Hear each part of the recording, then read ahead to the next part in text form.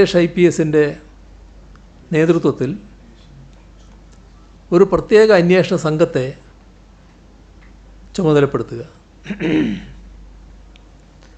രണ്ടാമത്തത്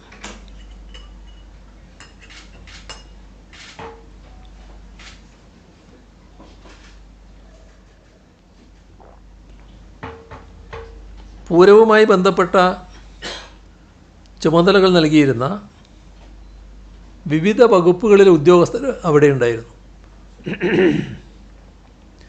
ആ ആരുടെയെങ്കിലും ഭാഗത്ത് നിന്ന് എന്തെങ്കിലും വീഴ്ചകൾ ഉണ്ടായിട്ടുണ്ടെങ്കിൽ അത് അന്വേഷിച്ച് ായി ഇൻ്റലിജൻസ് ADGP മനോജ് എബ്രഹാം IPSനെ ചുമതലപ്പെടുത്തുന്നു.